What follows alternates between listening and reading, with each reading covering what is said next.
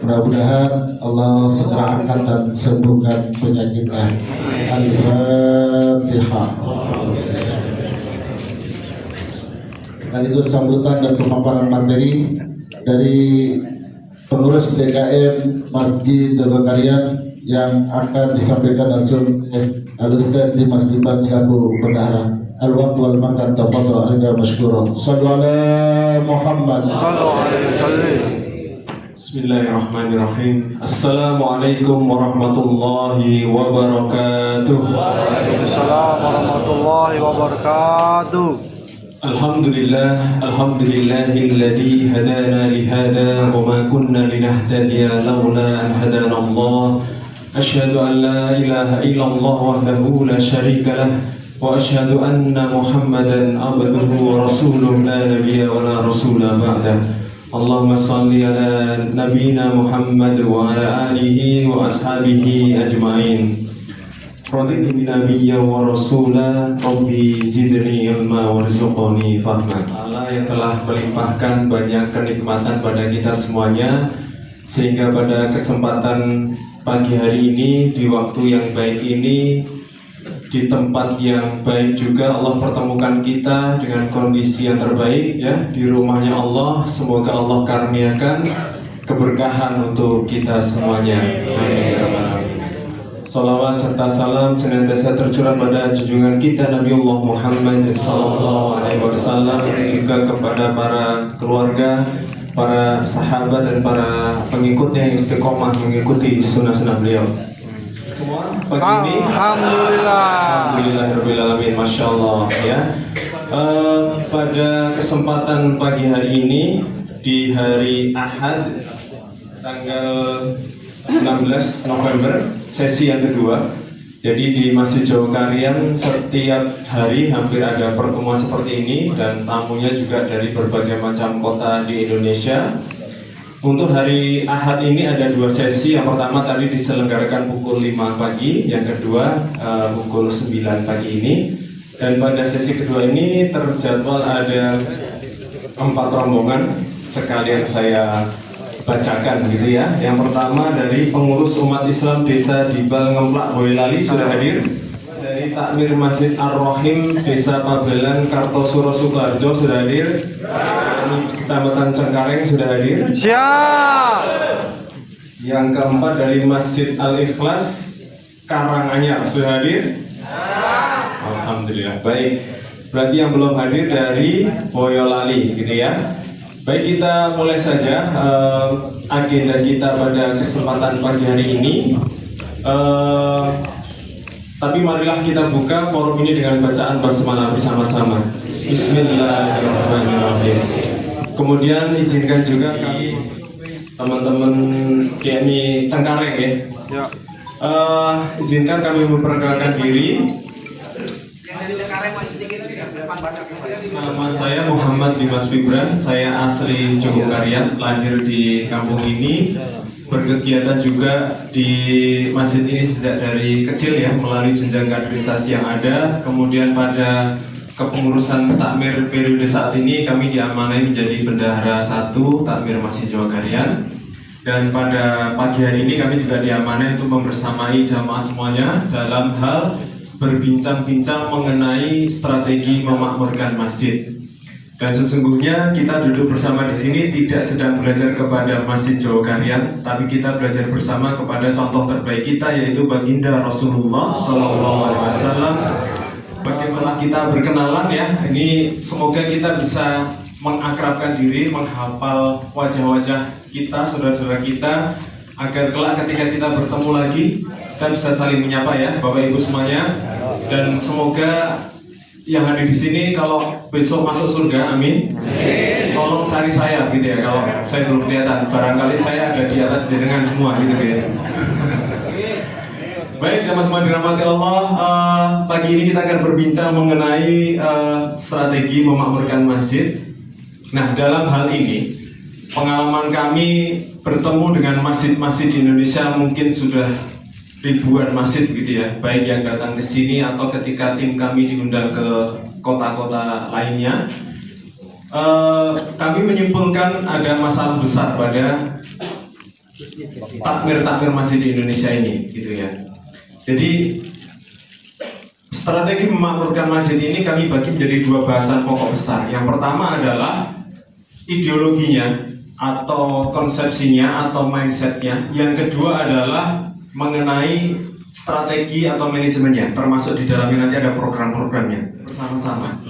Tapi mayoritas setelah kami berbincang seperti ini, kemudian bertahun-tahun gitu ya, ternyata permasalahan besar kita justru terletak pada soal ideologi kemasjidan, di mana takmir-takmir ini secara konsepsi, secara mindset itu ternyata masih banyak yang tidak tepat gitu.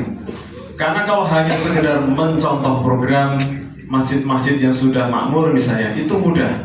Tapi tantangannya adalah apakah itu bisa berjalan istiqomah atau tidak, bisa berjalan dalam waktu yang lama atau tidak, bisa berjalan tanpa rasa keputusasaan atau tidak. Karena seringkali kami mendapati curhatan bahwa masjid kami sudah mencontoh program A, B, tapi jamaahnya tetap segitu-gitu aja gitu. Ya, itu yang kemudian kita akan bongkar bersama pada kesempatan pagi hari ini. Semoga Allah cukupkan waktu ini ya, meskipun sebenarnya materi sangat banyak sekali yang kita perlu perbincangkan gitu. Makmur gitu ya.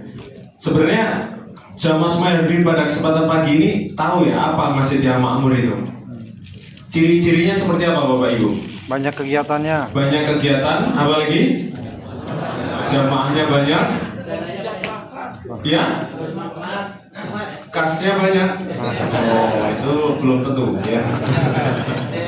SDM-nya mumpuni, makanannya banyak mungkin. Iya, makanan banyak. Ya, alhamdulillah.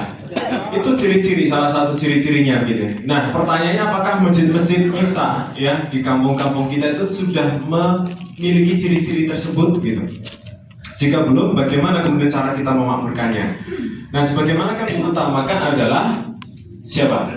Jamaah. Manusianya, jamaahnya, umatnya gitu.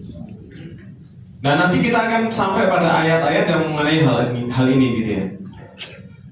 Contoh yang kedua, kekeliruan kedua, sering tanpa kita sadari. Maaf, tadi menyambung dulu. Apakah bangunan masjid itu tidak boleh bagus gitu ya? Boleh. Bangunan masjid itu boleh sekali bagus. Tapi harus lebih bagus lagi kualitas manusia yang ada dalam peradaban tersebut. Artinya secara teknis, dalam hal misal pemanfaatan keuangan, maka prosentase untuk dana pemberdayaan masyarakat itu harus lebih besar dibanding untuk fisik bangunan masjidnya. Jadi kalau masjid Bapak Ibu di sana dibangun dengan dana misal 1 miliar, 2 miliar, maka seharusnya untuk membangun peradaban tersebut harus lebih besar dari itu.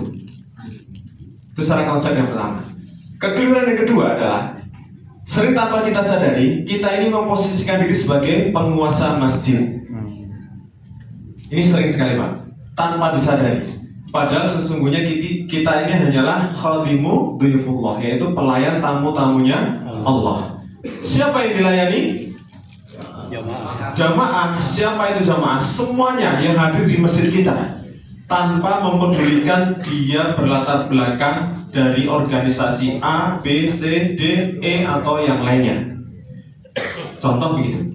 Karena banyak juga yang curhat ke kami, ketika berbeda organisasi, berbeda ngaji, itu kemudian tidak diakomodir kepentingannya oleh takmir. Hanya karena dia merasa berbeda gitu, tidak dilayani. Kalau hal-hal semacam ini terus kita lanjutkan, maka yang muncul adalah masjid itu akan minim pelayanan, tapi banyak aturan. Itu cirinya. Silahkan Bapak Ibu perhatikan masjid-masjid yang terlalu banyak tempelan aturan, dilarang A, B, C, dan D, itu selanjutnya, itu biasanya karena mindset pengurusnya adalah sebagai penguasa masjid. Terletak pada dua hal ini ya. Yang pertama adalah cara pandang yang salah. Dari siapa? Dari takmir, dari DKM, dari yayasan yang mengelola masjid. Terhadap apa? Terhadap masjid itu sendiri. Yang kedua adalah cara kelola yang tidak tepat. Cara kelola tidak tepat ini berdasarkan tadi mindset atau konsepsi ideologi yang belum tepat juga, sehingga dampak pada sisi teknisnya itu menjadi tidak tepat juga. agar ini lebih jelas gitu ya, saya contohkan 3 hal saja yang ini sering terjadi di takmir masjid di Indonesia. Sebenarnya banyak. Kami contohkan yang pertama, ketika kita mendengar kata masjid, maka yang muncul dalam benak kita adalah masjid itu adalah sebuah bangunan yang ada pintunya, ada karpetnya, ada dindingnya, ada jendela, ada mihrabnya, ada apa lagi? Atapnya, ada kubahnya, gitu ya. Itu yang disebut dengan masjid. Ada mimbarnya, gitu ya. Itu masjid, gitu ya. Nah, kalau mayoritas takmir itu berfokus pada soal fisik saja, maka yang terjadi sampai saat ini, infak-infak atau dana yang ada di masjid itu peruntukannya hanya untuk fisik bangunan saja. Efeknya, maka akan minim peran untuk mensejahterakan masyarakat. Dulu ketika Rasulullah SAW hijrah ke Yathrib, kemudian membangun pertama kali Masjid Quba, Masjid Bani Salamah, Masjid Nabawi, gitu ya. Itu dibangun dengan bangunan yang sederhana, gitu, secara fisik, gitu. Karena apa? Konsep Rasulullah membangun masjid adalah membangun sebuah peradaban. Jadi konsep atau esensi dari membangun masjid itu adalah membangun sebuah peradaban. Maka akomodatif terhadap kepentingan kebutuhan masyarakat dari anak-anak sampai dewasa, bahkan sampai yang paling sepuh gitu. Saya contohkan, saya pernah mampir sholat di suatu masjid ini Bapak Ibu. Ini saya foto sendiri ya. Jadi saya mampir sholat zuhur waktu itu ketika dalam perjalanan, kemudian saya dapati tulisan tata tertib di dalam masjid utama. Yang pertama, dilarang ngobrol, bicara di dalam masjid. Yang kedua, dilarang tidur dalam masjid. Yang ketiga, anak-anak juga dilarang masuk. Yang keempat, makan minum juga dilarang. Yang kelima, HP juga dilarang. Saya foto ini. Tapi sebelum saya jelaskan, di masjid Bapak Ibu ada nggak peraturan seperti ini? Ada. Nggak ada. Alhamdulillah. Kata beliau, ada yang kagak.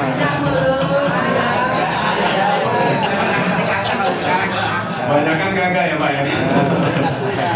Baik, kita coba bahas satu persatu nih kekeliruannya.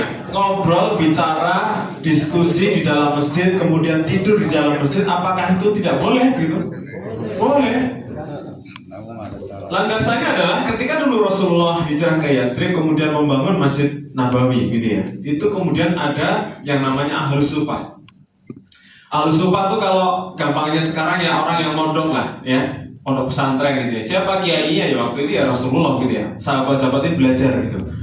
Di situ disediakan tempat tidur ya, tempat Ahlus Sufah itu menginap. Kemudian nanti ada forum halaqah diskusi seperti ini, kemudian disampaikan dan sebagainya. Artinya proses belajar, proses diskusi, tidur itu juga terjadi pada masa Rasulullah gitu. Kemudian mengenai anak-anak yang belum balik dilarang ke masjid gitu. Beliau kemudian menggendong cucunya ketika berdiri, ketika sujud ditaruh, ketika berdiri diangkat lagi. Di riwayat lain disebutkan Rasulullah menjadi imam sholat, kemudian dalam sujudnya itu lama sekali. Selesai salam, para sahabat bertanya, ya Rasulullah, apakah tadi menerima wahyu ketika sholat sujud gitu? Oh tidak, kenapa? Tadi kok sujudnya lama sekali Rasulullah? Oh tadi cucu saya naik-naik ke punggung bermain-main gitu. Coba kejadian ini terjadi di masjid kita. Ya, bayangkan Bapak Ibu. Ketika imamnya dinaikin cucunya atau anaknya, kira-kira respon jamaah yang lain gimana nih? Ya. Kenapa Bapak Ibu? Anak-anak yang belum balik itu belum terikat dengan rukun ibadah. Jadi dia tidak berdosa kalau ukurannya dosa. Gitu. Masalahnya hanya dia mengganggu, ya kan Bapak Ibu?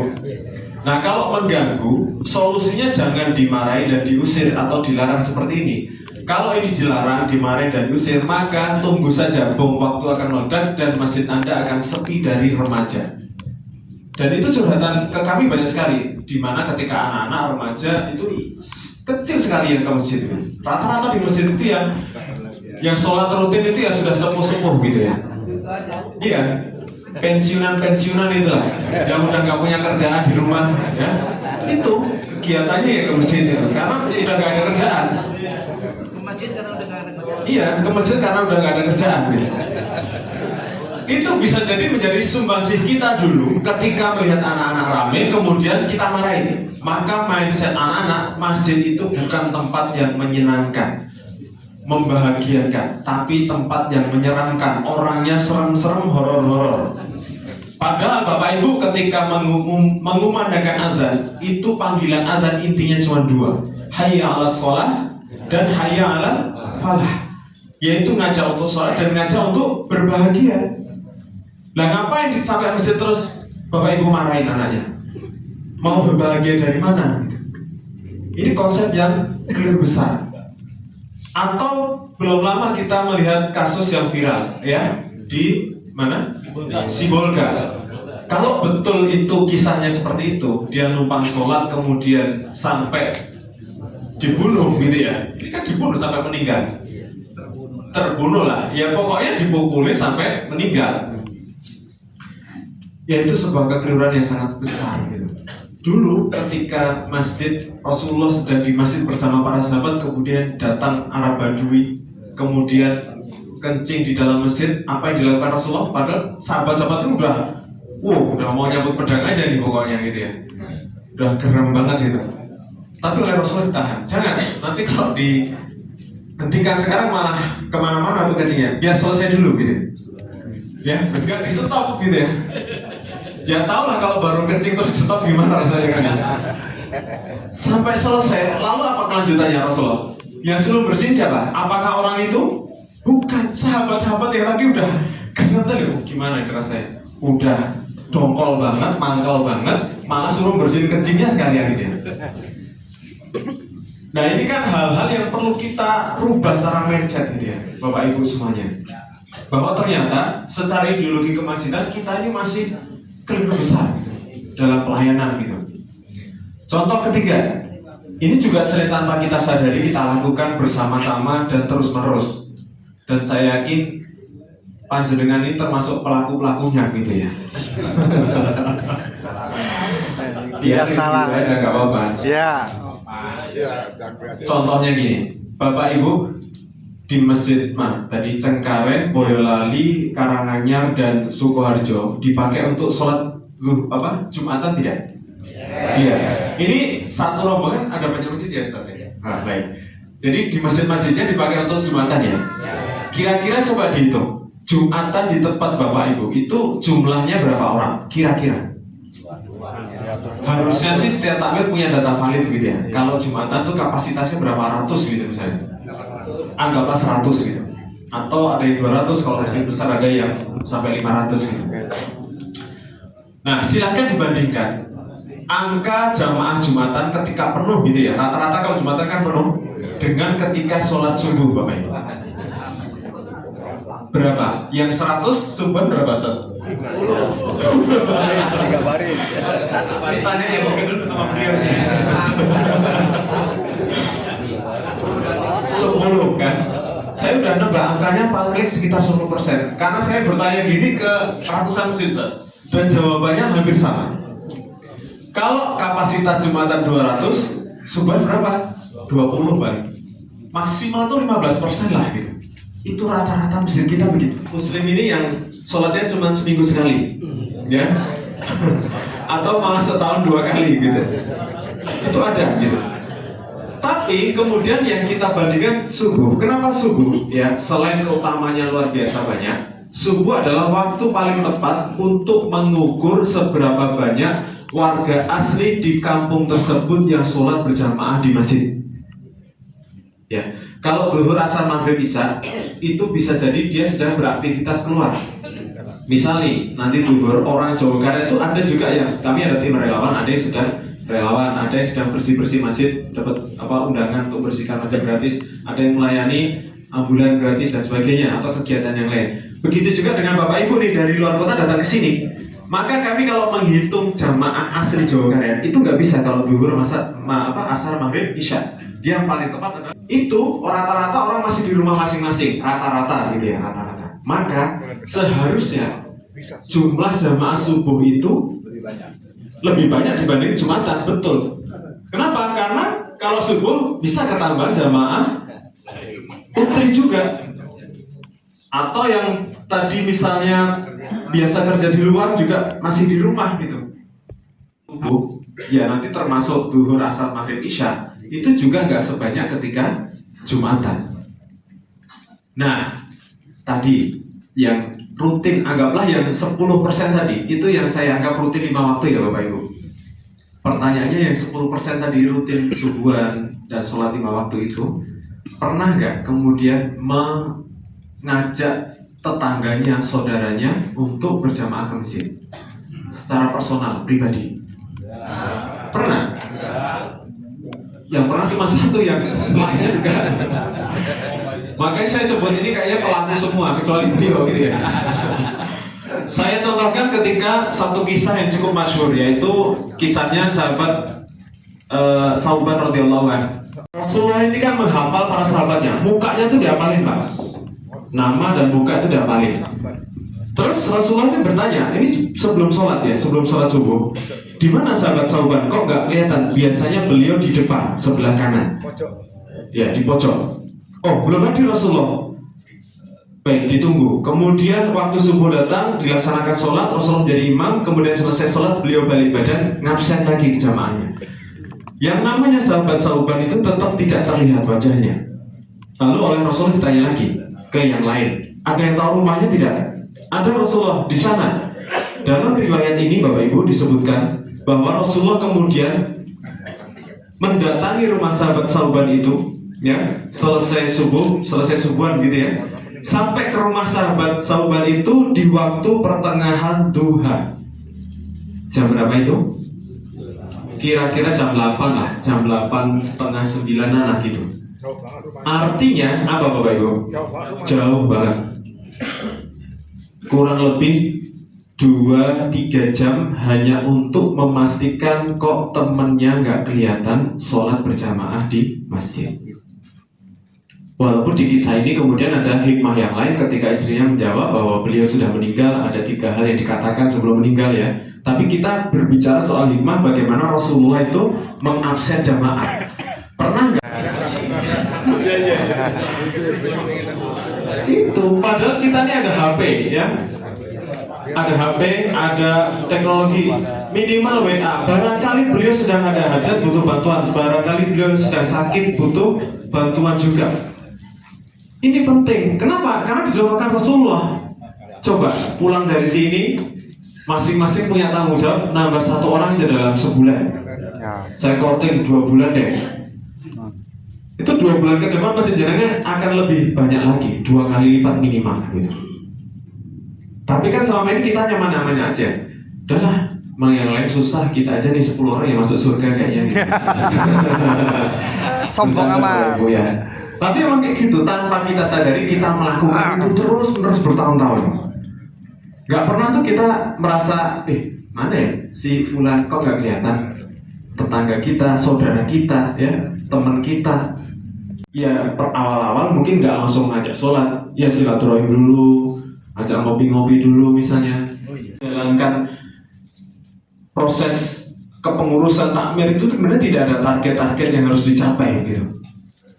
Lalu apa solusinya Bapak Ibu? Ya, solusinya sudah jelas bahwa Islam itu ada dengan paket yang sangat lengkap, ada konsepnya, ada modelnya.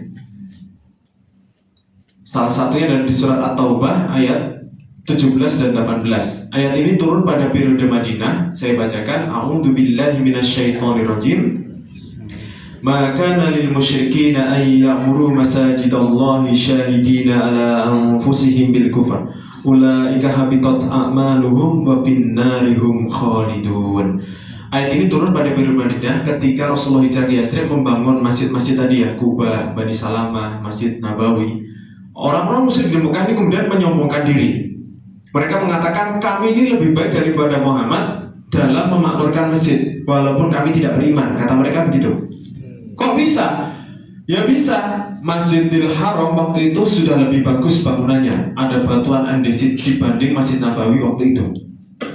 Kemudian ketika orang musim haji, kami ini memfasilitasi orang-orang muslim yang berhaji. Kami berikan makanan, pakaian, fasilitas yang megah. Kami berikan, walaupun kami tidak beriman, kata mereka begitu. Walam yakhsha ilallah fa'asa ulaika ayyakunu minal muhtadin. Ayat ini menjelaskan secara detail Bapak Ibu siapa pemakmur masjid Allah. Detail sekali.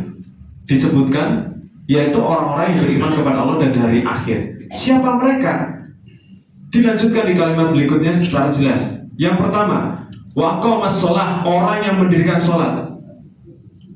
Wa ataz zakah, orang yang menunaikan zakat. Yang ketiga, walam yakhsha ilallah, ya, yaitu orang-orang yang tidak takut dan tidak tunduk kepada siapapun selain kepada Allah Subhanahu wa taala. 3 poin ini saja pastikan melekat pada diri kita, tetangga kita, saudara kita, sehingga kita bisa disebut menjadi pemakmur masjidnya Allah. Di sini tidak ada kalimat bahwa masjid yang makmur adalah masjid-masjid yang bangunannya megah atau mewah, gitu. Luas tanahnya besar, atau tadi disebutnya kasnya banyak. Bukan seperti itu. Maka bagi Bapak Ibu yang pertama kali datang ke Jawa Barat mungkin sering bertanya, katanya Masjid Jawa Barat masjid percontohan nasional, bahkan internasional. Kenapa bangunannya biasa saja? Tidak megah, tidak mewah-mewah banget gitu. Masih banyak masjid di tempat lain yang lebih bagus gitu. Karena memang parameternya bukan soal itu. Walaupun, yes, saya garis bawahi, bangunan yang bagus itu boleh sekali. Maka ciri masjid yang makmur adalah tadi, betul, jamaah sholatnya itu banyak. Karena perintahnya wa aqamas shalah yang pertama. Kemudian yang kedua adalah wa ataz zakah. Nah ini berkaitan Bapak Ibu. Di Quran banyak menyandingkan antara ayat kalimat sholat dengan zakat. Allah berfirman dalam surat Al-A'raf ayat 96, walau anna ahlal qura amanu wattaqau la fatahna alaihim barakatim minas samai wal ard. Sekiranya penduduk negeri ini beriman kepada Allah, ya, dan bertakwa kepada Allah, maka Allah pastikan, maka Allah akan curahkan keberkahan barakatim minas samai wal ard, dari langit dan dari bumi. Ya. Janjinya banyak, tapi belum tentu mereka akan menepati, mampu menepati dan tidak mungkin ingkar. Ketakwaan ini kita penuhi tadi, maka Allah berjanji akan memberkahi dari langit dan dari bumi. Keberkahan kalau kemudian sudah Allah turunkan dari langit dan dari bumi, maka yang terjadi apa Bapak Ibu? Makmur. Kebaikan yang akan terus bertambah. Dalam hal apa? Dalam hal segala aspek kehidupan kita, termasuk ekonomi kita, pendidikan kita, kesehatan kita, dan sebagainya. Maka Bapak Ibu perhatikan, jika ada masjid di sekitar kita yang makmur sholat 5 waktunya, perhatikan ya. Perhatikan masjid-masjid yang makmur 5 waktunya penuh gitu ya. Banyak jamaahnya, tidak hanya sekedar 1 shop, 2 shop gitu. Perhatikan, masyarakat di sekitarnya pasti akan Allah berkahi dari langit dan dari bumi. Pastikan. Pinggir pantai masjidnya, mau di pucuk gunung, mau di hutan, mau di pusat kota, mau di perumahan elit, mau di pedesaan, bagi Allah mudah untuk memunculkan keberkahan dari langit dan dari bumi. Maka cirinya adalah keberkahan dan manfaatnya dirasakan oleh masyarakat luas gitu. Itu pasti, karena Allah sendiri yang berjanji. Nah, maka untuk kemudian kita menggapai itu, pastikan tadi, yang pertama adalah sholat kita perbaiki. Karena kuncinya adalah pada sholat ini. Yang pertama Allah sebutkan, syarat utama adalah sholatnya. Maka ukuran kemakmuran itu jumlah jamaah 5 waktunya itu banyak. Yang kedua, seberapa besar kebermanfaatan yang dirasakan oleh masyarakat, dan seberapa jauh dapat masjid itu berpengaruh dalam hal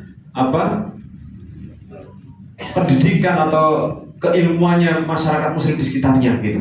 Tidak diukur dari luas tanah, bangunan. Lanjutkan mengenai 3 poin utama ini. Yang pertama sholat, zakat, dan terakhir adalah menjadi manusia merdeka. Kenapa sih sholat menjadi syarat utama? Karena sholat adalah tiang agama. As-sholatu imaduddin faman aqamaha faqad aqamaddin. Sholat adalah amal ibadah yang Allah jamin langsung bagi orang yang melakukannya. Disebutkan dalam surat Al-Mu'minun, qad aflahal mu'minun alladzina hum fi sholatihim khashi'un. Terus jaminannya apa? Yaitu Allah sungguh beruntung orang-orang yang beriman, yaitu orang-orang yang khusyuk dalam sholatnya, gitu ya, kata Allah. Apa sih keberuntungannya? Ulaika humul warisun alladzina yarisuna al-firdaus hum fiha khalidun. Ini kita ini sebenarnya sudah tahu, insya Allah sudah hafal ayat-ayat ini gitu ya. Tapi kenapa masjid-masjid kita masih sepi gitu ya? Ya.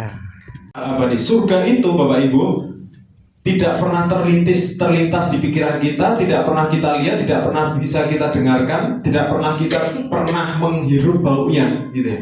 Jadi kalau saking indahnya surga, Bapak Ibu itu membayangkan tempat paling indah, imajinasi tertingginya Bapak Ibu mentok-mentoknya gitu, itu tidak akan sampai pada gambaran keindahan surga. Sholat juga merupakan solusi dari semua permasalahan hidup kita.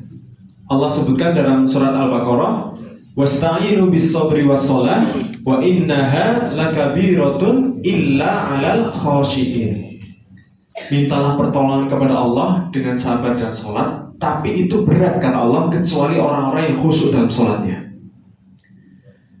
Bapak Ibu, saya di awal tadi menyampaikan bahwa ada dua bahasan pokok besar, yaitu soal sisi ideologi, konsepsi, yang kedua soal teknis manajemennya atau programnya ya. Jadi manajemen atau program ini harus berlandaskan ideologinya, harus gitu. Saya kasih contoh, dan semua program di Masjid Jawa Kanan itu ada landasan ideologinya, baik di Quran maupun hadis. Saya contohkan, saya sebutkan tadi dua ayat tadi ya. Bapak Ibu pernah mendengar atau mengetahui bahwa kami Takmir Masjid Jawa Kanan ini punya program namanya mengganti sandal sepatu yang hilang di masjid, kita ganti dengan sandal sepatu baru, mereknya sama. Pernah? Dan itu masih Pak. Nanti kalau Bapak Ibu kehilangan sandal sepatu, lapor ke Takmir. Tapi kami akan screening keamanan dulu gitu ya. Jadi kami punya teknis screening keamanan yang melalui CCTV yang bisa melacak semua sisi sudutnya. Jika itu memang benar hilang karena diambil, maka akan kami ganti langsung. Barang-barang yang kami ganti adalah barang-barang yang ketika masuk ke dalam masjid atau beraktivitas di dalam masjid itu harus ditinggalkan di luar, yaitu sandal, sepatu alas kaki, atau kendaraan. Bapak Ibu nanti datang pakai bis ya? Iya. Semoga bisnya tidak hilang ya. Soalnya kami gantinya mahal nanti kalau bisnya hilang.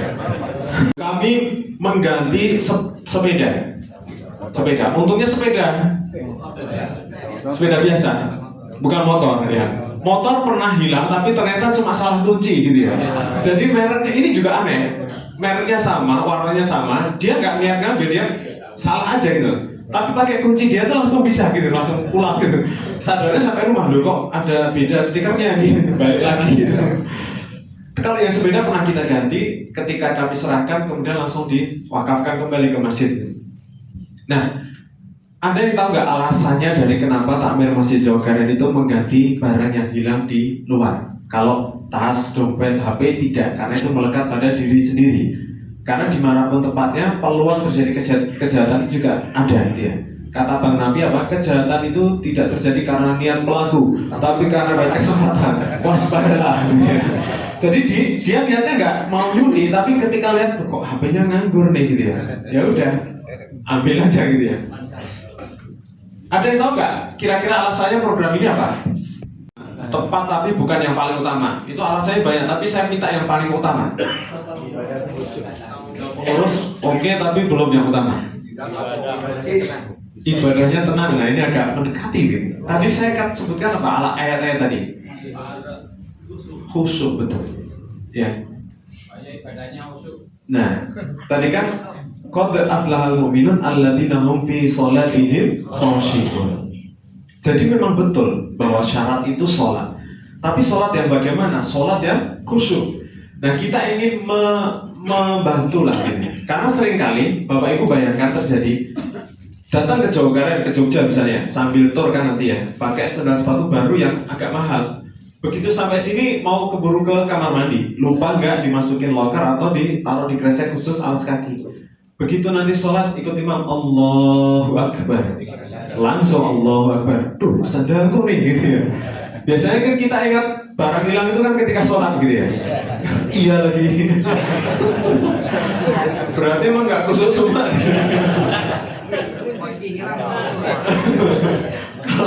Nyari, betul ya Ustaz? Barang yang hilang sholat dulu gitu. Karena ingatnya pas sholat gitu. Nah, hal-hal semacam ini coba kita bantu gitu ya. Ya walaupun itu soal, kembali lagi soal masalah pribadi kita gitu ya. Terus contoh yang kedua, ada yang pernah Ramadan di sini? Pernah datang ketika Ramadan? Belum semua. Insya Allah. Saya doakan Bapak Ibu yang hadir di sini diberikan kesehatan, diberikan umur yang panjang dalam kebaikan, diberikan rezeki yang besar, diberikan kesempatan yang luang, dan dipertemukan dengan bulan Ramadan tahun depan. Dan saya undang semoga bisa datang ke sini lagi. Amin, amin. Bulan Ramadan kita akan makan bersama dengan ribuan orang yang lain. Tapi kalau lihat video buka puasa di sini pernah ya? Pernah. Nah, itu Bapak Ibu, itu kita bersama ribuan orang. Jadi kalau data tim IT kami itu dalam sehari itu bisa dihadiri sekitar 10.000 orang. Kalau yang makan bersama di waktu sore itu kita fasilitasi dengan piring ya Bapak Ibu, piring itu 4.000 orang minimal. 4.000 piring kita siapkan setiap hari selama 30 hari. Ibu-ibu, Bu? Repot gak Bu kalau masak 4.000 piring sehari? Aman. Ini kayaknya bapaknya catering ini. Kalau catering emang gampang kayak gitu ya. Tapi kita teknisnya nggak pesan catering Bapak Ibu. Kita masak. Terus ada yang tanya, kok repot amat sih masak gitu 4.000 belum nanti nyucinya, piringnya, gelasnya, sendoknya, belum nyiapin sayurnya. Tiap hari loh tuh Bapak Ibu. 4.000 piring. Kalau cuma sehari sih bisa ya, itu 30 hari rutin saja nggak? Biar khusyuk Biar puasanya. khusyuk. Betul. Semuanya khusyuk aja nih. Yang lain lah. Kebersamaan, oke. Sampah sedikit, oke gitu ya.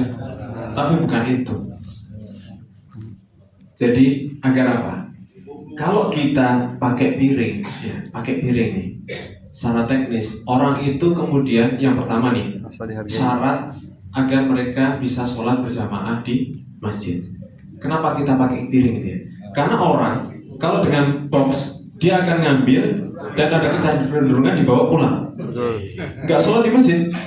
Tapi kalau kami lauknya kita kasih yang spesial, kasih kuah sekalian, pakai piring. Jadi kalau dibawa pulang ya agak ribet nanti ya. Tumpah-tumpah lah gitu. Susah lah pokoknya dibawa pulang. Maka kita strateginya pakai piring itu agar orang dalam tanda kutip terkunci di masjid. Yang kedua, ini juga berkaitan dengan sholat ini. Jadi dari teknik kita itu kita akan membentuk kelompok ibu-ibu 30 kelompok. Satu kelompok isinya kurang lebih 30 orang. Ya, tugasnya adalah masak lauknya, lauk dan sayurnya. Tahun kemarin itu tahun ini ya 2025 gitu ya. Itu kami menghabiskan dana 1,75 miliar hanya untuk buka puasa saja. Anggaran proporsi 15.000 kali 30 hari kali 4.000 berapa Bapak Ibu? Banyak. Banyak lah. Ya segitu tadi saya sebutkan. Segitu.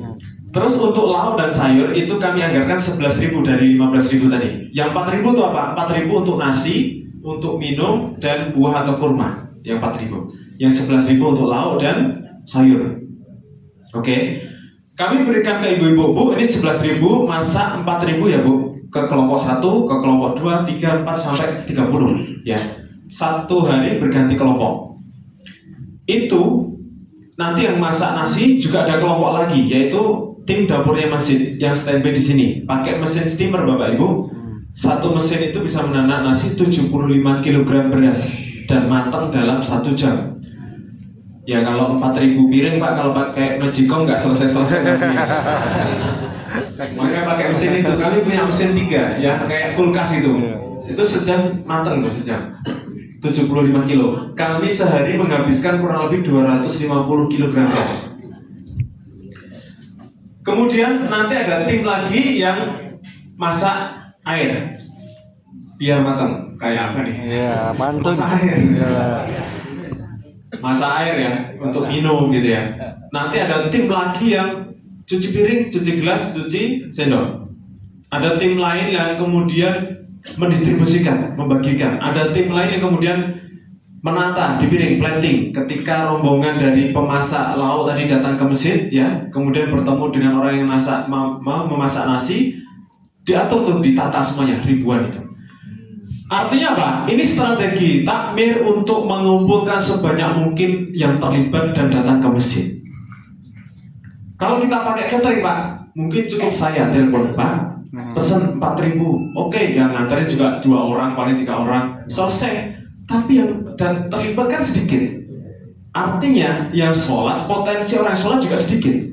Yaitu saat apa? Hubungan dengan dalilnya gitu, berkaitan dengan sholat.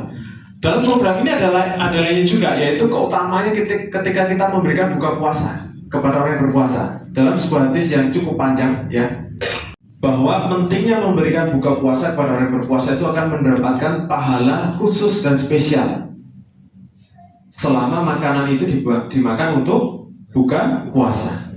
Lalu kemudian para sahabat yang miskin bertanya, ya Rasulullah, kalau orang-orang yang kaya, sahabat yang lain seperti Abu Bakar, Abdurrahman bin Auf, kemudian Utsman bin Affan, Tolha bin Ubaidillah, itu enak. Mereka dengan uangnya, hartanya banyak. Lah kami ini gimana Rasulullah? Loh, kalian harus ikut, kata Rasul begitu. Walaupun dengan sebiji kurma atau seteguk air. Maka kalau ada takmir yang selama ini bermindset, berpikiran bahwa buka puasa atau takjil di masjid itu untuk orang yang miskin dan gak punya, itu keliru besar.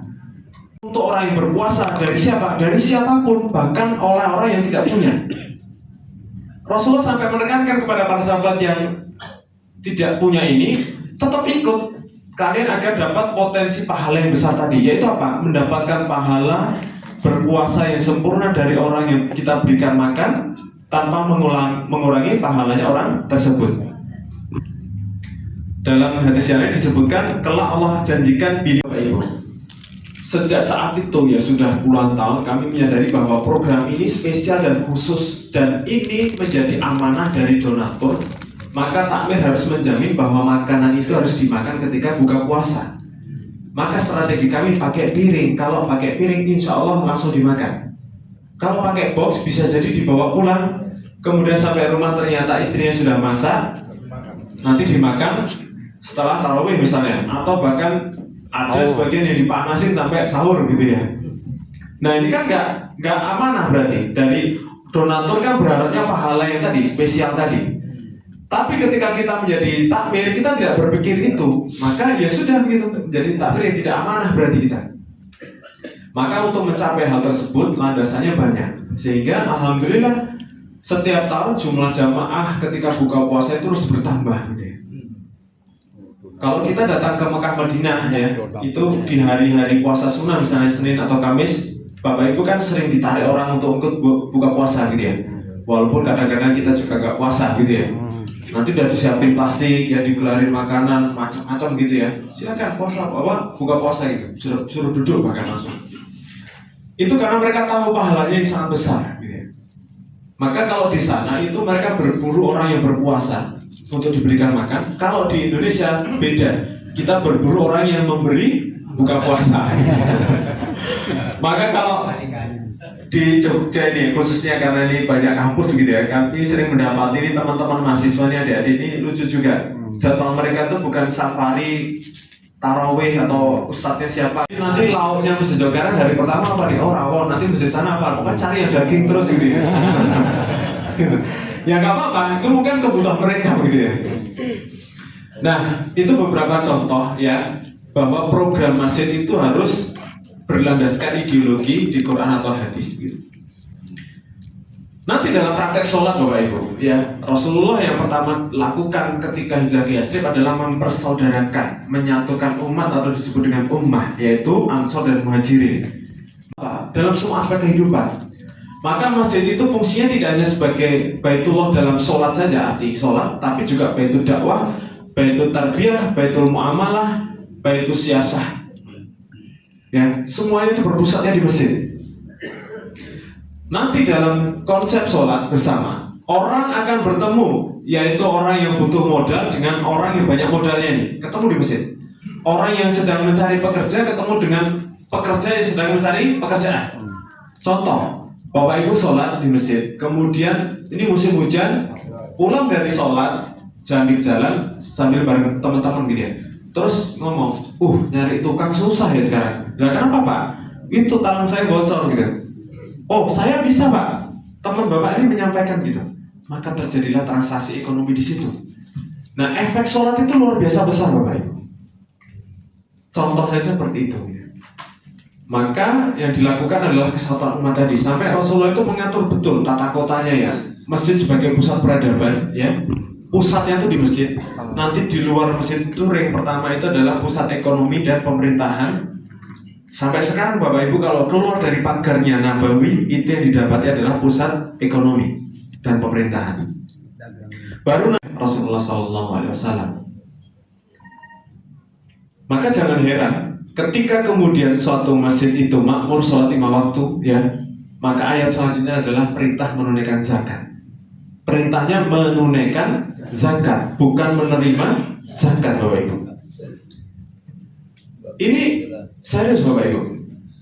Ketika negeri kita Indonesia Raya tercinta ini, dengan potensi kekayaan alam yang luar biasa besarnya ini, seharusnya menurut perhitungan beberapa ahli, kita ini tidak boleh ada orang yang miskin. Betul. Dulu ketika Umar bin Khattab menjadi khalifah, kemudian menaklukkan Persia, di istananya Persia itu didapati banyak sekali emas dan kekayaan alam yang luar biasa. Kemudian para sahabat ini senang bergembira, kan dapat ghanimah ya. Senang, tapi yang dilakukan Umar apa? Menangis beliau. Loh, Khalifah, kenapa Anda menangis? Bukankah ini harus kita syukuri kita mendapatkan ghanimah? Betul, kita harus bersyukur. Tapi ketika saya melihat ada satu kekayaan berkumpul di satu titik, pasti di titik yang lain akan terjadi kesengsaraan dan itu yang disebut dengan kezaliman. Ketimpangan yang besar.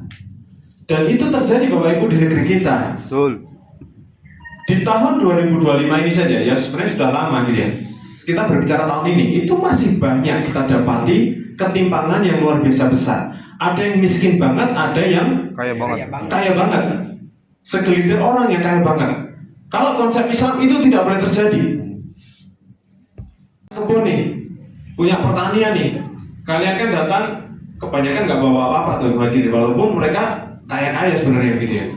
Kemudian ditawarin, mereka nggak mau karena kami ini spesifikasinya di bidang perdagangan. Kalau diminta ngurusin kebun sama tani malah gagal panen. Udah, teman-teman aja yang ngurusin itu. Nanti kalau hasilnya bagus bawa ke masjid. Kalau kami tunjukkan saja di mana pasar. Ini di kisahnya Abdurrahman bin Auf gitu ya. Kemudian yang ahli macam-macam itu bersinergi, membangun kekuatan bersama gitu. Konsepnya begitu. Maka tidak terjadi ketimpangan yang besar gitu. Sampai dulu ketika Umar bin Khattab menjadi khalifah itu, ketika suatu ketika dia berjalan-jalan, dia bertemu dengan seorang pengemis. Itu dia merasa berat sekali gitu. Kok bisa-bisanya di era kepemimpinan saya ada satu pengemis itu. Nah kalau sekarang berapa pengemis yang kita temui gitu? Banyak sekali. Belum lagi ketimpangan pendidikan Bapak Ibu. Kami punya teman-teman sahabat-sahabat yang dakwahnya itu luar biasa, yaitu di pedesaan, bukan di Jawa, di luar Jawa, dan itu berat sekali Bapak Ibu. Bahkan ada sebagian yang listrik aja masih agak sulit sekali gitu untuk menjangkau. Sampai sekarang gitu. Untuk sekolah harus menempuh perjalanan yang Jauh. bahasanya itu bertaruh nyawa gitu. Memang betul, nyebrang sungai dan sebagainya gitu. Ada orang yang kemudian sekolahnya kemana-mana tuh, udah ke semua negara di sekolahnya semua, titelnya sampai panjang sekali gitu. Unlimited dananya. Belum lagi ketimpangan kesehatan juga. Ada saudara kita yang sakit berat nggak bisa berobat dan itu nyata. Ada saudara teman yang lain juga cuman pusing dikit aja ke Jepang, ya. Cuman batuk sekali aja ke Singapura gitu ya. Ya mereka cuma piknik sebenarnya. Tapi itu kenyataan Bapak Ibu. Nah, maka ayatnya di sini adalah menunaikan zakat. Pernah nggak sih dalam sebuah sejarah peradaban Islam itu terjadi hal semacam ini? Yang artinya ketika keimanan dan ketakwaan itu mencapai pada level tertentu, kemudian Allah makmurkan negeri tersebut secara merata. Pernah, yaitu pada kepemimpinannya Umar bin Abdul Aziz. Ini hanya sekitar 3 tahun kalau tidak salah. Sangat pendek, tapi kemakmurannya luar biasa. Sampai-sampai dikisahkan bahwa basnasnya itu ya, atau ibaratnya menteri keuangannya itu nyari mustahik itu susahnya minta ampun. Yang ditemui muzaki semua, Pak. Padahal wilayahnya ketika itu tidak hanya satu negara, Bapak Ibu. Tidak hanya satu negara. Meluas sampai ke Persia, ke Andalusia, Maroko, Portugal, Spanyol, gitu ya. Luas sekali. Luas sekali. Jadi tidak hanya satu negara saja, tapi sangat luas. Dan itu Masya Allah, makmurnya luar biasa. Jadi pada ketimpangan yang terjadi pada negara kita ini tentu permasalahan serius. Sumbernya dari mana? Ya banyak hal. Dari kepemimpinannya, dari regulasinya, kebijakannya, turun-temurun sampai ke level yang bawah, itu semuanya begitu. Tapi kalau kita ingin memperbaiki dari kita sendiri, dari dalam, maka kita perbaiki sholat-sholat kita, Bapak Ibu. Insya Allah, kalau kita kemudian memakmurkan masjid kita, masjid jadi pusat peradaban, Baitullah, Baitul Dakwah, Baitul Tarbiyah, Baitul Mal, Baitul Muamalah, Baitul Syasah, ya. Itu insya Allah kita akan mendapati pemimpin terbaik yang lahir dari masjid, yang lahir dari peradaban masjid. Amin. Insya Allah begitu. Dan ketika tadi Allah berjanji, insya Allah akan makmurkan. Bayangkan, jika satu masjid saja berdampak pada masyarakat sekitarnya, bagaimana jika kemudian menurut data Kemenak, yaitu masjid di Indonesia yang terdaftar, masjid dan musola itu kan lebih dari 800.000 sekarang yang terdaftar. Ada yang belum terdaftar. Itu bayangkan kalau makmur semuanya 5 waktu penuh, insya Allah negeri kita benar-benar akan menjadi negeri yang baldatun thayyibatun wa rabbun ghafur. Yang terakhir, yaitu menjadi manusia merdeka. Walam yahsya ilallah. Nah ini sering kami dapati curhatan juga dari berbagai masjid di tempat kita di Indonesia ini, yang gara-gara ini Bapak Ibu, mohon maaf, beda organisasi. Ini saya buka-buka di sini ya. Ya, betul. Gak usah sakit hati pokoknya. Ya, enggak. Siap ya. Ya. Beda organisasi nggak bisa sholat bareng. Ada nggak? Ada. Ada. Ada yang masjid dibangun atas dasar permusuhan. Ada Pak, itu curhatan ke kami. Orangnya datang nggak nih?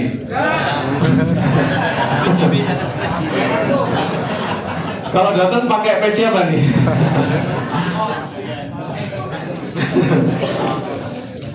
Kita ingin perbaiki bersama-sama gitu ya. Ini kenyataan Bapak Ibu. Menjadi manusia merdeka itu, kehambaan dan ketaatan kita itu harus tertinggi kepada Allah Subhanahu wa taala, tidak kepada yang lainnya. Termasuk organisasi, harokah, perbedaan ngaji, itu cuma urusan dunia saja. Dan perbedaan itu Bapak Ibu, itu sebuah keniscayaan yang pasti terjadi. Nggak mungkin disamakan. Yang duduk di sini juga pasti latar belakangnya berbeda-beda. Betul. Iya kan? Kalau kata ulama gitu ya, kalau saya sih cuma mendengarkan ulama gitu ya. Kadang hal perbedaan fikih misalnya, kita harus membedakan antara hukum dengan sikap hukum misalnya. Jadi kalau hukum menyebutkan ada 2 landasan, 2 dalil misalnya, ya sebutkan semua. Nanti sikap hukum tergantung kita mantap yang mana. Contoh nih, sujud itu pakai tangan dulu atau lutut dulu? Lutut dulu. Yang tangan keliru nih berarti? Ya enggak gitu ya.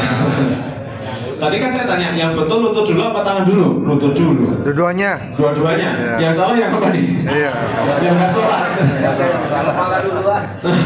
Nah, yang masuk kepala duluan. Iya. Benjol ya. Tapi kalau kita menyikapi ini tidak dengan ilmu, ini bisa jadi masalah. Ya, ini baru contoh sujud nih, belum hal-hal yang lain yang perbedaannya tuh banyak gitu ya. Itu kalau nggak dengan ilmu bisa masalah Pak. Artinya begini, sebagai takmir kita juga harus mengupayakan memberi edukasi kepada jamaah kita itu seluas-luasnya. Agar apa? Dia tidak mudah menyalahkan orang. Dia kemudian perbedaan. Yang kami lakukan di Jogokarian begitu. Masjid Jogokarian ini pengurusnya mayoritas adalah Muhammadiyah. Tapi kami tidak melayani hanya itu saja. Tidak ada pelang di sini Muhammadiyah atau apapun. Kami layani semua, Pak. Yang ngisi juga dari macam-macam. Kami berbatasan bertetangga dengan Pondok Kerapian, ya, Al Munawir, Ali Maksum. Kami juga undang mereka ke sini untuk mengisi di sini. Karena jamaah kami juga dari macam-macam agar merasa terakomodir gitu. Nah, maka sebagai takmir kemudian jangan membatasi itu. Kalau jamaah kita itu macam-macam, ya jangan karena kita cenderung pada satu organisasi terus yang diundang itu terus, jangan. Karena sekali lagi ya, kita ini menjadi manusia yang merdeka, ya, yang kehambaan kita tertinggi hanya pada Allah Subhanahu wa taala, tidak kepada organisasi dan yang lainnya gitu. Itu contoh gitu.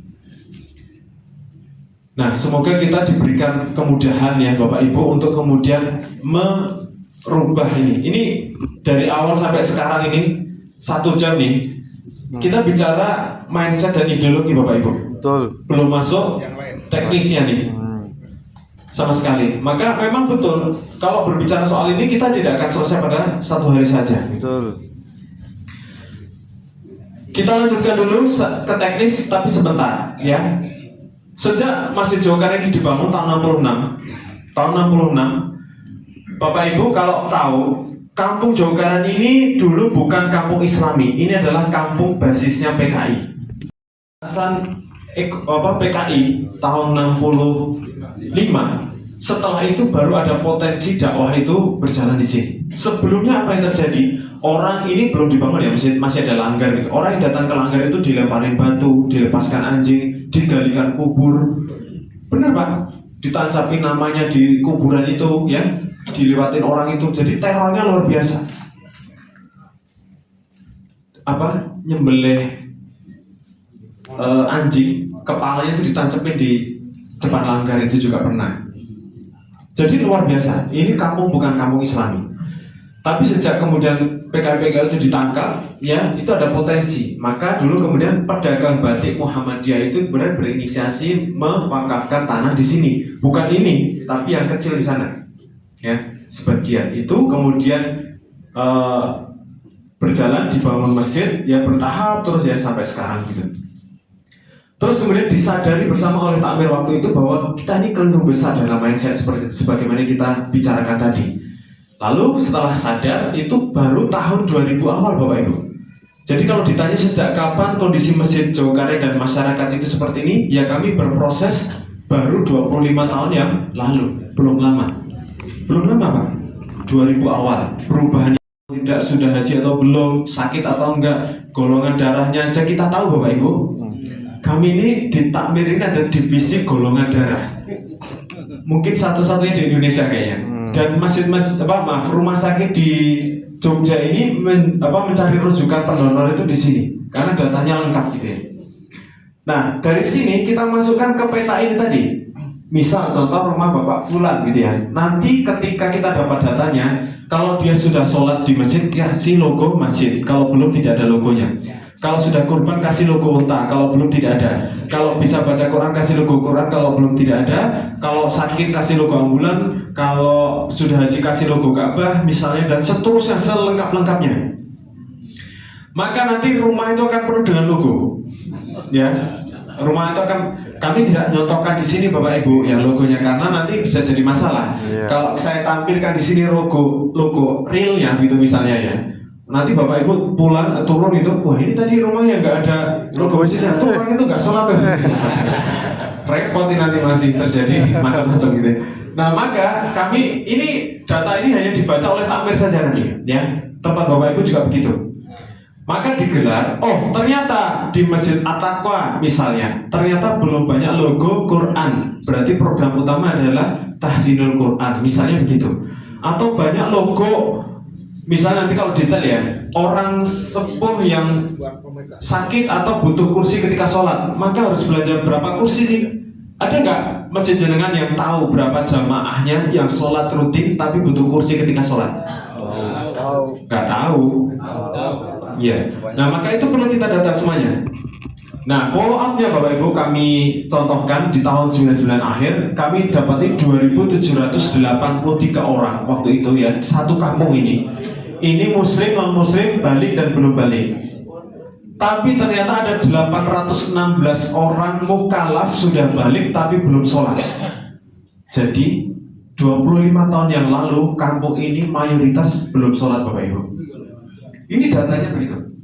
816 orang ini sudah balik tapi belum sholat. Padahal 2.700 ini campuran, ada yang muslim, ada yang non muslim. Oke. Lalu takmir waktu itu membuat program utama namanya mensolatkan orang hidup. Sure. Nggak dimandiin sekalian saat. Kalau orang meninggal sholat kan udah emang biasa gitu ya. Ini orang yang masih hidup-hidup ini sholat. Artinya apa? Mengajak mereka untuk sholat gitu. Caranya ini yang kemudian nanti masuk dalam tahap pelayanan berdasarkan tadi misalnya orang itu kan kebutuhannya berdasarkan data ternyata banyak orang yang miskin di sekitar kita, berarti pemberdayaan misalnya ekonomi umat atau merangsang dan sebagainya gitu ya, perputaran uang dan sebagainya atau bantuan program salah satunya adalah undangan sholat berjamaah. Pernah nggak Tamir Bapak Ibu melakukan ini? Sholat berjamaah besok subuh ya kepada Bapak Ibu, Mas-mas, Mbak-mbak semuanya. Kami undang di Masjid At-Taqwa karena saya ingatnya Bapak Taqwa tadi, masjid yang juga gitu ya. Nah ini, tapi nanti ada kaitannya Pak. Sholat subuh berjamaah. Nah ini kami bagikan dulu kepada jamaah di sini yang belum sholat. Lalu mereka melihat, loh ini kok ada undangan pernikahan dibuka kok dari masjid. Siapa yang nikahin nih, masa masjid mantu gitu ya. Nah terus dibaca, ternyata undangan sholat subuh. Waduh berat. Duhur, asar, maghrib, isya aja nggak sholat, apalagi subuh. Tapi sebentar, di bawahnya kok disediakan sarapan soto seger Boyolali, bubur ayam Jakarta, bubur kacang hijau, kopi susu dan rotinya misalnya. Ada door prize, ada garansi sandal sepatu hilang, digaransi ganti, mereknya sama, ukurannya sama. Gitu. Nah mereka sebagian Bapak Ibu karena nggak tertarik sholat, mereka datang ke masjid karena pengen sarapan. Boleh nggak ke masjid karena sarapan? Yang bener nih. Emang masjid Bapak Ibu sering ngadain sarapan? Masing-masing. Ngadain yang jualan. Nanti pelanggannya pelit-pelit lagi nanti. Jadi kalau kata Kiai kita bersama Kiai Jazir ya, beliau berkata begini. Kalau ada orang yang mempersoalkan soal niat, itu nggak usah kita jawab dengan dalil macam-macam debat panjang-panjang karena itu nggak selesai-selesai. Jawab aja begini, nggak apa-apa orang itu terpaksa masuk surga daripada sukarela masuk neraka. Udah gitu aja. Nggak apa-apa, itu kan makan-makan loh, berarti mereka nggak ikhlas, nggak apa-apa, yang penting masuk surga gitu. Kita mau jawab apa? Karena itu bukan ranah kita soal niat itu. Kita nggak tahu. Bapak Ibu yang datang ke Jogja ini, ke Jogja ini niatnya apa? Teman sebelahnya tahu nggak? Nggak tahu. Apakah karena pengen tolabul ilmi, karena silaturahim, karena memang pengen apa ya, riflah itu juga dapat pahala. Atau karena cuma gabut di rumah ikut aja deh gitu ya. Pengen shopping. Nggak shopping dong gitu. Nah itu kan nggak tahu kita niatnya. Nah maka kita lakukan itu. Termasuk nanti ada program pelayanan yang lain gitu ya. Intinya berdasarkan data tadi. Jadi kalau butuhnya makan ya kasih makan. Butuhnya pendidikan ya kasih pendidikan. Mungkin tekniknya bukan terus langsung ada sekolah, enggak. Insya Allah banyak cara gitu ya. Butuh pekerjaan ya kita kasih solusinya gitu bareng-bareng di sini. Kan panggilan adzan itu kan cuma dua ya, ngajak sholat dan ngajak berbahagia. Nah syarat bahagia orang itu kan beda-beda. Ada yang bahagia karena memang dia tuh lapar banget ya, bahagianya ketika makan. Ya, saldo puluhan juta itu di waktu Jumatan gitu ya. Tapi ada jamaah Bapak Ibu yang datang Jumatan mendengar itu dan dia teringat besok Sabtu sudah dapat surat dari sekolah tidak bisa mengambil rapot anaknya karena nunggak SPP 3 bulan. Ternyata banyak terjadi Bapak Ibu di masjid-masjid kita ya.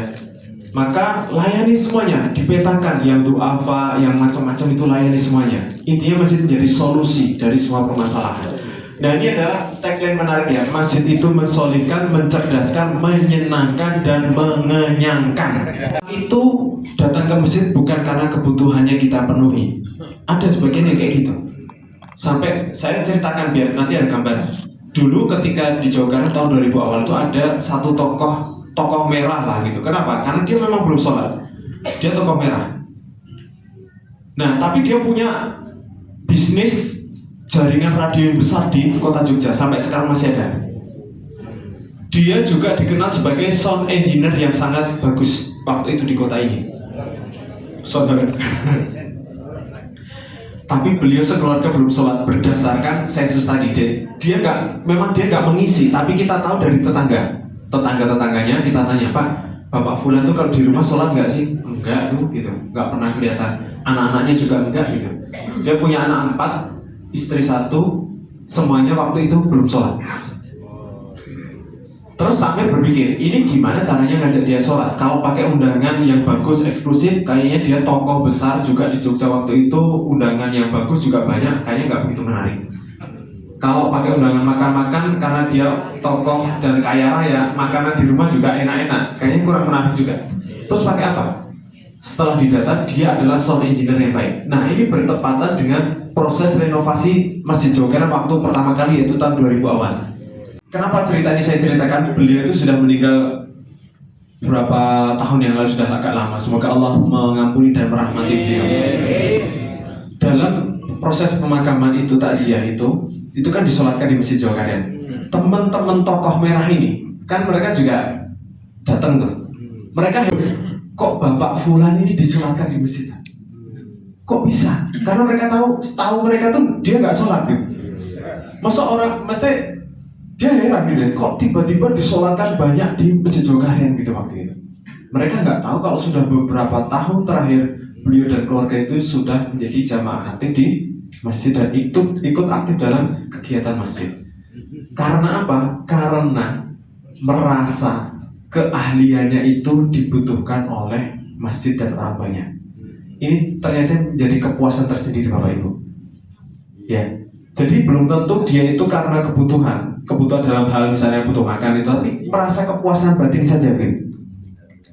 Padahal dia waktu itu juga tidak ada diberikan, misalnya tidak ada deal-dealan, Pak nanti kami bayar sekian, enggak, karena mereka sudah kaya Pak, enggak begitu butuh lah gitu waktu itu gitu. Tapi merasa puas saja gitu. Maka jangan sampai Bapak Ibu, ketika kita tidak pernah mendata jamaah kita, terlewat begitu saja. Ada ibu-ibu yang di kalangan ibu-ibu terkenal masakannya enak, tapi nggak punya modal buat buka warung. Nah, bapak-bapak takmir ini nggak pernah mendata, nggak tahu kalau ada acara di masjid butuh konsumsi, pesan di catering. Padahal ibu ini misalnya seorang janda dan dia menghidupi anaknya, ya jangan sampai terlewat. Maka data itu penting. Atau contoh tadi, seorang laki-laki yang mendengar bapak mengumumkan Jumatan saldo sekian, tapi ketika Sabtu besok dia teringat dalam benak dia itu surat dari sekolah, dia tidak bisa ngambil rapot anaknya gara-gara SPP-nya belum terbayar. Maka ini nggak boleh terjadi Bapak Ibu. Ya. Yang terakhir adalah pembinaan dan kaderisasi.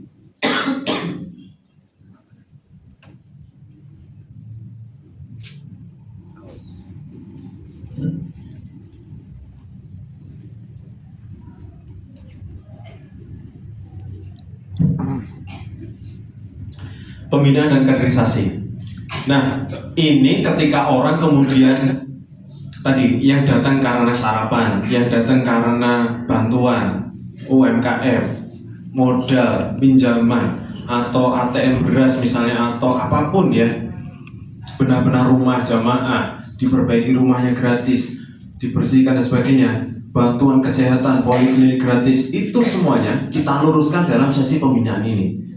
Yang penting orang datang dulu ke masjid Bapak Ibu, lewat jalan mereka, lewat jalan kebutuhan mereka, ya kuncinya begitu. Nanti kalau dia sudah terbiasa di masjid, baru Bapak Ibu nanti lakukan pembinaan lewat pengajian dan sebagainya, agar apa, niatnya lurus gitu.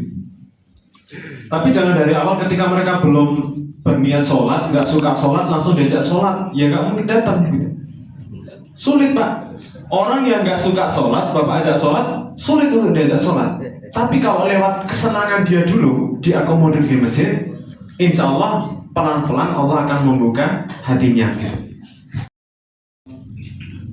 Penerusan dakwah kita, roda dakwah kita ya di masjid, dan terus kita lakukan bahwa sampai mulai dari anak-anak sampai dewasa kita terus harus berkegiatan, beraktivitas di masjid ini dan memakmurkan masjid-masjidnya Allah gitu. Jawabnya kami adalah takmir Masjid Jogokarian. Nanti sambilannya boleh wali kota Jogja misalnya, dokter, PNS, gubernur, presiden gitu ya, boleh itu. Bebas, sambilan itu profesi dunia. Tapi pekerjaan utama kita adalah takmir masjid di tempat kita. Kenapa? Dalam surat Al-Qasas ayat 77, Bapak Ibu nanti buka, Allah berfirman ya, disebutkan di situ yang artinya carilah karunia, carilah pahala dari apa yang Allah karuniakan kepadamu untuk negeri akhiratmu, tapi jangan lupakan bagianmu di dunia, kata Allah begitu. Jadi cari pahala itu yang paling banyak untuk negeri akhirat dulu Bapak Ibu, prioritasnya. Tapi jangan lupakan bagianmu di dunia. Karena kita ini makhluk dunia, tapi kan kita ini sering kebalik ya Bapak Ibu. Selama Bapak Ibu hidup ini kira-kira Bapak Ibu, dari karunia Allah yang berupa misalnya harta, usia, pendidikan, ilmu, ya, kesehatan itu lebih banyak untuk urusan dunia atau untuk akhirat Bapak Ibu? Umat Nabi Muhammad ini rata-rata 60-70 tahun. Bisa jadi Bapak Ibu duluan baru saya. Atau saya belakangan Bapak Ibu duluan. Itu kok nggak beda nih? Atau ada yang mau siap dalam waktu dekat? Atau pengen lama 200 tahun misalnya gitu? Repot ya. Nah, Masya Allah begitu. Artinya itu yang benar kita prioritaskan. Maka kami membentuk kaderisasi ini. Ada sebenarnya ini materi ini panjang juga, tapi kami singkat saja. Ada Hamas anak-anak mulai dari TK, SD, nanti kemudian ada RMJ ya, remaja Masjid Jogokarian. Kemudian itu berusia SMA sampai menjelang menikah, rata-rata di bawah 25 tahun. Kemudian ini Bapak Ibu yang jarang ada di tempat yang lain ya, ini organisasi penjembatan untuk jenjang umur yang sering lost generation. Missing linknya di sini, yaitu usia pernikahan muda. Ya, kurma dan umida kami menyebutnya itu. Kenapa dibentuk ini? Karena ada fenomena namanya biren. Kalau bahasa Jawanya barabi leren. Setelah menikah selesai. Selesai apanya? Ya selesai aktif di masjidnya, selesai sholat berjamaahnya. Alasannya karena dia kerja pagi sampai sore, nanti pulang kerja udah ditunggu anaknya yang kecil, repot dan sebagainya. Itu rata-rata begitu. Ternyata setelah kita teliti Bapak Ibu, ada masalah besar di situ soal mengakomodir kebutuhan mereka. Mereka itu kajiannya kalau ikut yang remaja temanya udah nggak cocok, udah nggak masuk. Tapi kalau ikut yang sepuh-sepuh juga belum nyampe, belum waktunya gitu. Maka mereka butuh tema-tema yang di usia mereka, yaitu misalnya bagaimana menambah keahlian bisnis di luar gaji pokok, menambah skill misalnya, atau olahraga dan sebagainya. Itu menarik Bapak. Lalu kami bentuk lagi namanya Kurma dan Umida. Kurma ini tuh bapak-bapak muda, keluarga alumni remaja Masjid Jogokarian, dan bapak-bapak muda disingkat Kurma. Ini saya bapak-bapak muda setelah remaja tadi ya menikah. Yang Umida adalah ukhuwah umi-umi muda dan ibu-ibu muda, disingkat Umida. Kenapa dipisah? Karena keluarga muda ini mayoritas anaknya masih kecil-kecil dan banyak gitu ya. Kalau kajiannya bareng gitu ya, nanti ibu-ibu ini satu orang yang diundang, yang datang ya kalau anaknya 2, kalau anaknya 6 gitu ya, berarti 7 orang gitu ya. Belum anaknya yang 10 gitu misalnya, 11 orang gitu. Nah, maka kita pisah karena temanya juga nanti mungkin akan lebih berbeda gitu ya. Ini khusus misalnya nanti olahraga muslimah khusus sendiri, yang laki-laki sendiri gitu ya. Nah, maka itu kita pisah teknis gitu. Jadi nanti silahkan, ini bagian dari pelayanan Bapak Ibu. Jadi setiap jenjang kaderisasi yang ada di tempat Bapak Ibu itu harus diukur ya kebutuhannya apa. Nanti difasilitasi. Ini semuanya ada di bawah ketakmiran. Tidak hanya sebagai tempat sholat saja. Kalau masjid tempat sholat ya tadi kejadian bisa terjadi seperti di Masjid Sibolga atau di masjid yang saya foto tadi. Artinya semua aktivitas selain sholat itu nggak boleh. Padahal dulu ya semuanya, tempat tinggal musafir, madrasah ilmu, dakwah, musyawarah, muamalah ya. Terus kemudian aktivitas sosial, pengobatan, kesehatan ya. Baik itu siasat juga, mengatur siasat politik dan siasat perang itu di situ. Rasulullah.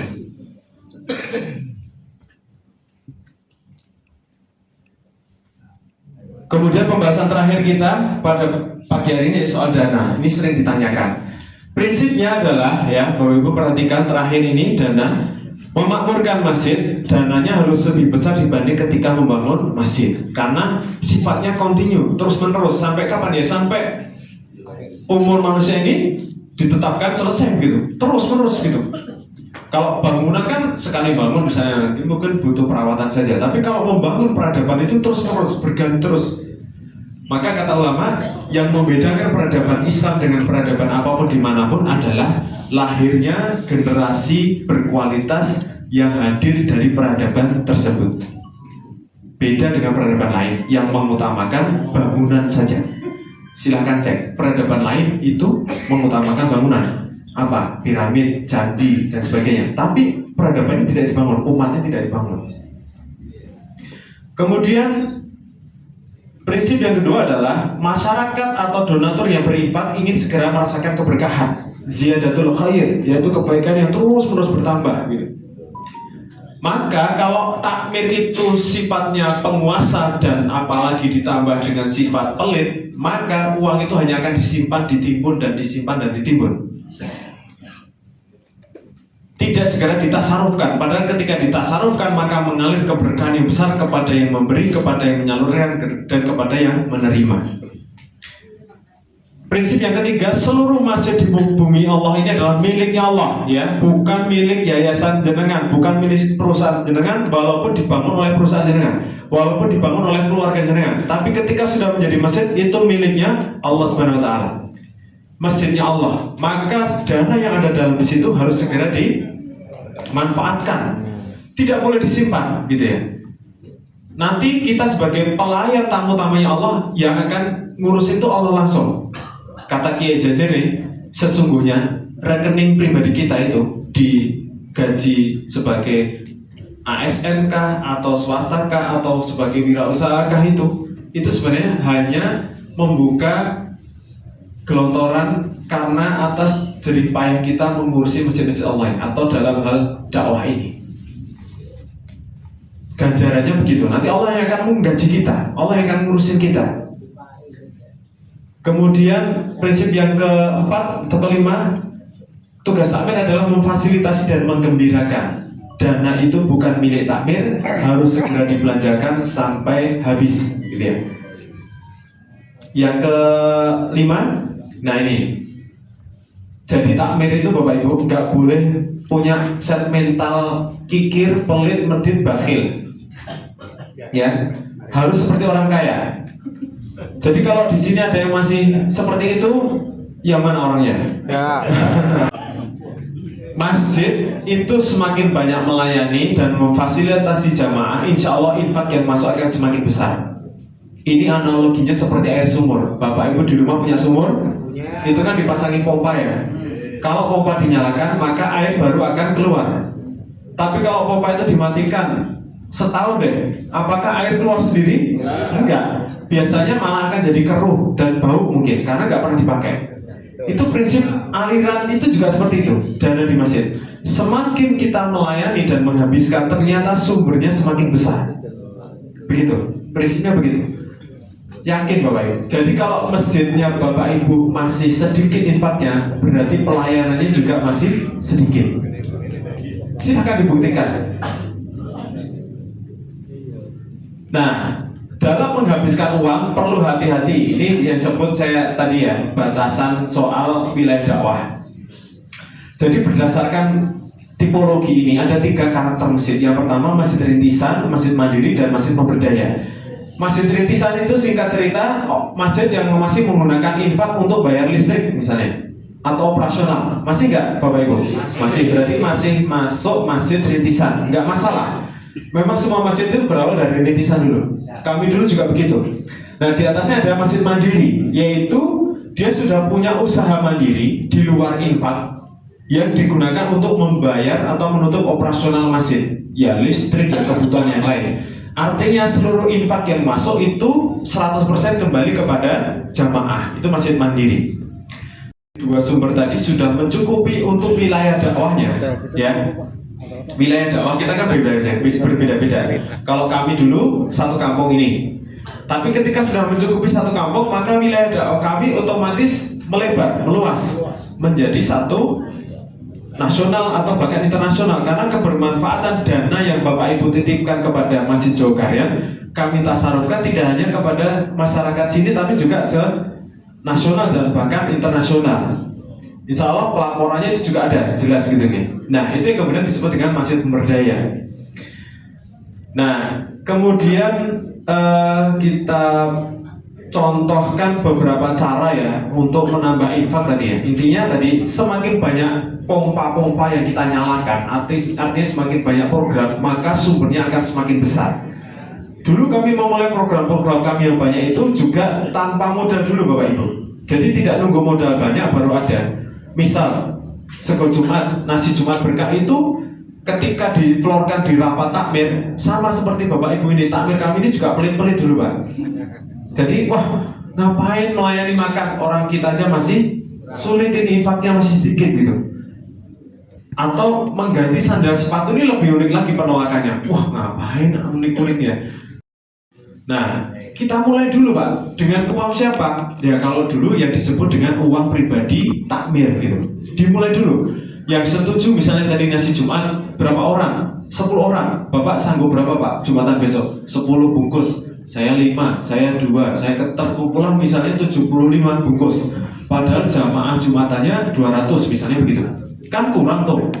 Terus gimana? Gak apa-apa, hidangkan aja yang 75 ini. Nanti ketika Jumatan selesai, orang akan bertanya, kok sekarang ada nasi nih? Buat siapa ini? Dijawab aja dan dikasih tulisan, siapapun boleh mengambil dan siapapun boleh memberikan, gitu. Dan ternyata dari situ bertambah Pak. Oh gitu ya, mulai sekarang ada nih, boleh. Saya ikut Pak 10 bungkus. Awalnya mereka bungkusin sendiri, masak sendiri di rumah. Tapi setelah kita evaluasi, kayaknya ini kurang bagus juga. Nanti ada kesenjangan lauk gitu ya.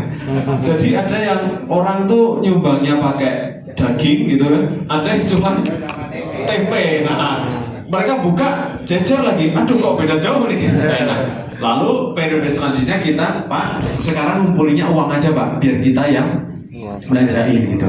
Biar lauknya ya, kalaupun nggak sama tuh agak lumayan setara lah gitu misalnya gitu. Nah, itu dimulai terus Pak, bertambah gitu. Dan kita mulai Bapak Ibu nanti perhatikan, kota-kota di masjid itu ada labelnya masing-masing. Dibuka kotak, terus didapati satu bendel uang 10 juta. Satu bendel bank itu loh, ada bendelnya apa bank itu? Iya, belum ya? Belum. Belum pakai kecilan. Maunya. Enggak. Bendelnya aja mah enggak ada ditanya tipis nih. Uang sama bendelnya. Lubangnya kekecilan gitu ya. Nah itu kesalahan takmir begitu, nggak yakin gitu loh. Ngapain ngasih lubang kecil? Yang didapat ya uang kecil. Kalau teori kami Bapak Ibu, lubang kotak besar yang masuk uang besar 10 juta. Enggak, ini saya lanjutin dulu nih. Bapak Ibu nggak percaya kalau lubang kotak kami itu bisa dimasukin 10 juta? Silahkan ambil, di depannya ada 2 ATM Bapak Ibu.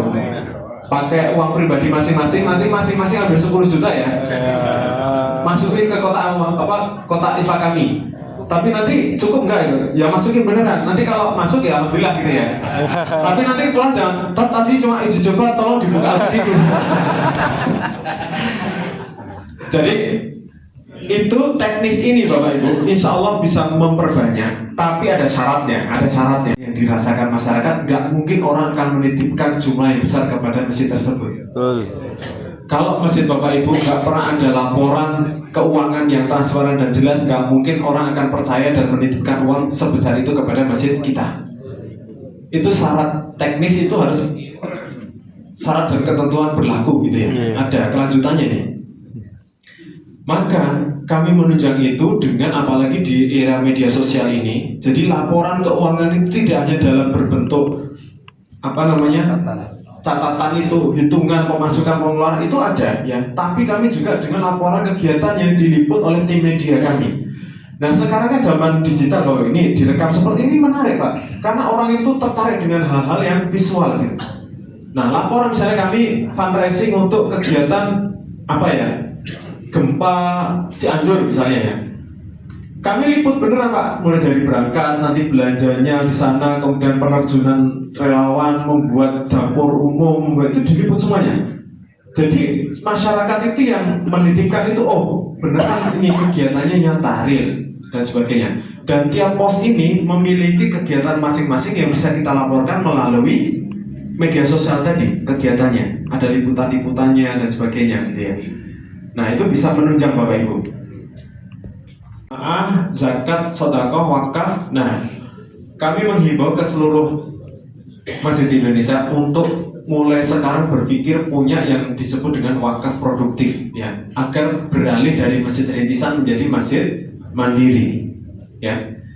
Apa itu? Ya usaha yang dimiliki masjid, bentuknya terserah dan apa yang paling tepat di wilayah sana, karena belum tentu apa yang kita lakukan di sini bisa diterapkan di sana. Kalau di kami di Jogja, karena ini kota wisata, maka kami mempunyai hotel Bapak Ibu.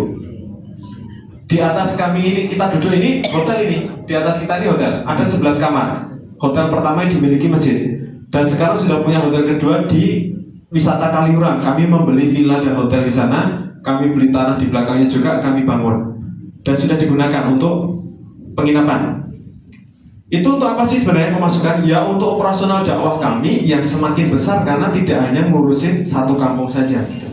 Kami juga punya toko dan juga pabrik roti sekarang sudah punya. Itu dari dana wakaf semuanya, wakaf produktif.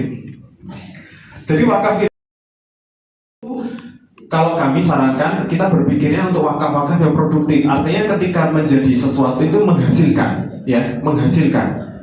Jadi nanti operasional dakwah kita ini akan tercover gitu, tidak bergantung pada infak-infak masjid lagi. Dan harapannya infak masjid ini bisa 100% kembali ke jamaah gitu. Jadi setiap masjid usahakan mulai berpikir punya amal usaha atau disebut BUMM, Badan Usaha Milik Masjid. Semoga Allah mudahkan kita semuanya untuk memakmurkan masjid Allah dan terus menjalankan amanah ini sehingga masjid-masjid kita ini makmur di Indonesia dan negeri kita menjadi negeri yang baldatun thayyibatun wa rabbun ghafur. Mungkin itu cukup dari kami. Ya, kami mohon maaf atas banyak kekurangannya. Sebelum kami tutup, mungkin sekarang jam berapa ya? Ada yang ingin diskusi atau mungkin ada yang kegiatan lain? Boleh silakan. Kegiatan lain. Waktunya. Oh, baik. Ya.